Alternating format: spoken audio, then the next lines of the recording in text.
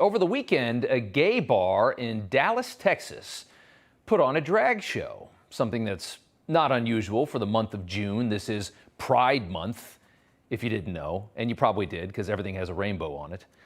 What was, though, unusual about this was the name of this drag show and what happened at the show. First off, it was called Drag the Kids to Pride.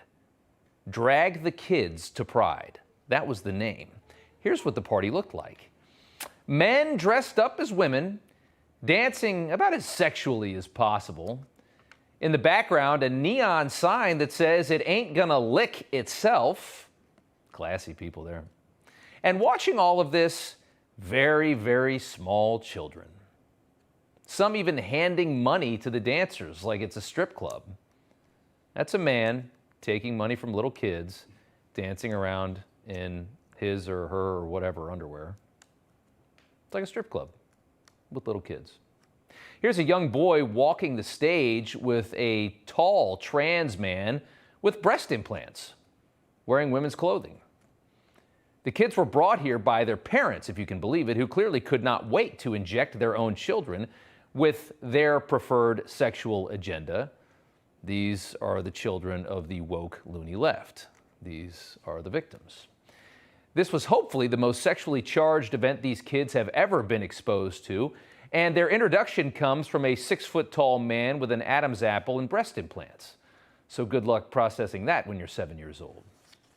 Over the last few months, the term grooming has exploded in this country, and rightfully so, as conservative parents have watched a radical sexual ideology rapidly become mainstream. Kids as young as 3 and 4 are actually aware of their gender identity. This is a tool I use to teach students about gender and sexuality. We've been talking about gender and skin color and consent and empathy and our bodies and autonomy. It's been fabulous.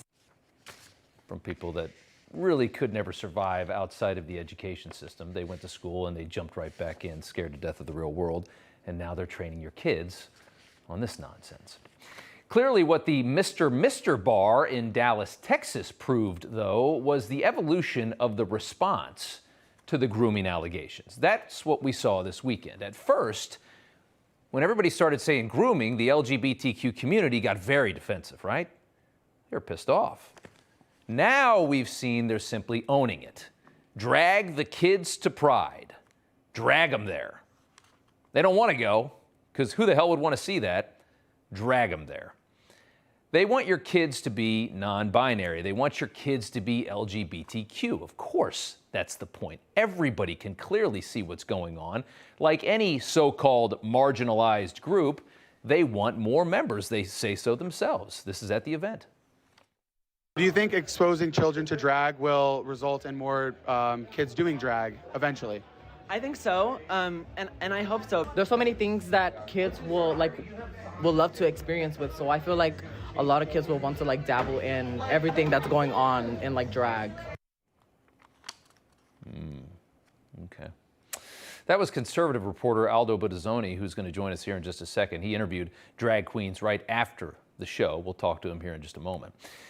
But the left have been indoctrinating your kids in many ways for many years. This, of course, is simply just the latest effort. And if it makes you uncomfortable, what we've learned is you are the problem. If you don't think that little kids should watch transsexual men dance like strippers in front of a sign that says it ain't gonna lick itself, then you're a bigot.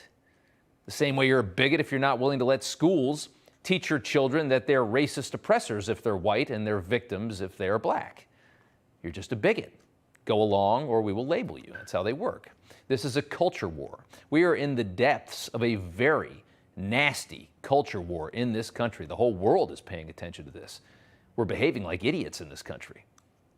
With a radical flank of the left that mainstream Democrats are terrified of offending, and that's why they get away with all of this. Because all the people on the left, and there are some that do have common sense, are mortified of ticking these people off. So they're just not saying anything, and they're just going along. Yeah, this is fine. All that's fine. They don't want their kids to go through this, but their politics matter a little bit more than their children. Let's be honest.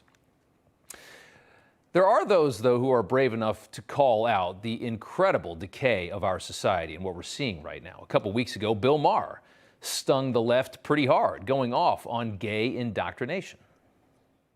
Less than 1% of Americans born before 1946, that's Joe Biden's generation, identify that way.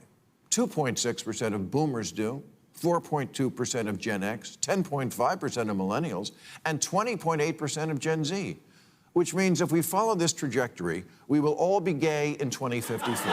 Why is it regional? Either Ohio is shaming them or California is creating them. So if you don't believe what we're saying, you're crazy. Even he agrees. And it's not like he's a mainstream moderate Democrat. He never has been. He's been an LA playboy his entire life. He's not exactly a family man. He's just calling a spade a spade. It's pretty clear what's happening, though. Under the guise of protecting trans children, which is what they say they're doing, there are some very twisted people trying to turn every child trans. That's the goal. And rather than calling out what we all see happening around us, Democrats, along with many major corporations, are just going along. Because again, they're horrified of the backlash if they don't. They're going along with another rotten ideology. This is BLM and defund the police all over again. It's the same frickin' thing. Common sense has been flung right out the window, and injecting kids with radical sexual ideology has been deemed the virtuous thing to do. Because a very, very, very small subsection of idiots that live on Twitter say it is, and everyone else is terrified of making them mad. It's exactly the same as BLM. For Pride Month, Burger King will now make its burgers with either 2 top buns or 2 bottom buns in celebration of gay pride. Yes, Burger King. Pizza Hut, which for some reason has a suggested reading program, has one suggestion, a book called Big Wig, the story of a young boy who becomes a drag queen. So now, when you order one of the worst pizzas in the United States from Pizza Hut, which is garbage, I think I can say that. Living in New York, we've got pretty good pizza here. Pizza Hut tastes like the bottom of my car. You order Pizza Hut, you get an indoctrination of your children to read a book about a little boy that becomes a drag queen. Great job, Pizza Hut.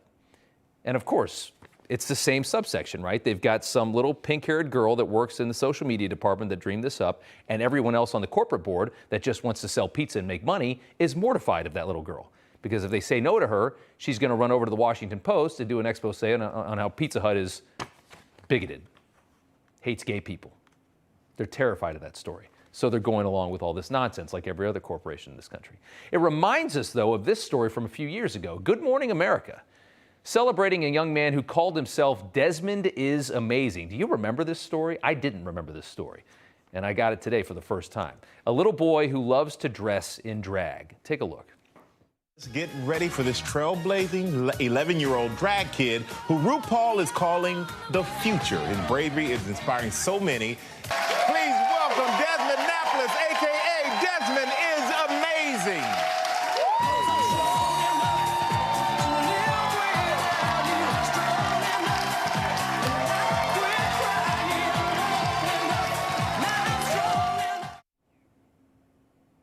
Anybody who knows anything about Michael Strahan knows that he probably had to go through that segment just grinding his teeth.